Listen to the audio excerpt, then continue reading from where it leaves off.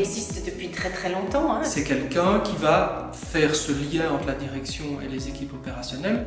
On pourrait dire qu'un middle manager aujourd'hui est devenu presque un mini CEO. Ça veut dire que cette personne, elle doit avoir une compréhension plus fine et plus importante des enjeux de chacun. Comment est-ce que je crée un réseau? Comment je crée la confiance? Comprendre aussi les préoccupations de la direction, le langage qu'elle utilise, mais aussi de garder une proximité avec le terrain que peut-être la direction n'a plus. Mais alors surtout, je pense que c'est quelqu'un qui est le mieux placé dans une organisation pour amener de la souplesse.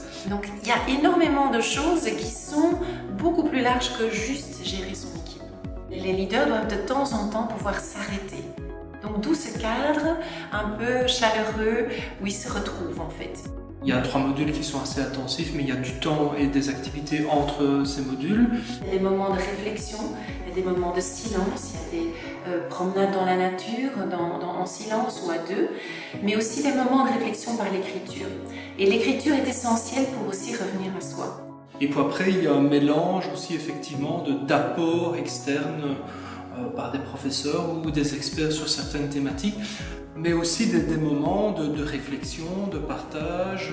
Et justement, par ce programme, c'est une des choses qui s'est créée, justement, c'est beaucoup plus de liens, beaucoup plus d'interconnexion, d'interdépendance. L'autre chose qui est assez unique aussi, c'est qu'on termine en leur demandant de venir avec un leadership claim, de définir leur vision pour le futur, donc de prendre la responsabilité. Leur société a investi, qu'est-ce que vous allez en faire? Comment est-ce que vous allez rendre quelque chose? Vous avez reçu, comment est-ce que vous allez rendre ça? Et qu'est-ce que vous allez en faire dans les 2 années, 3 années, 5 années?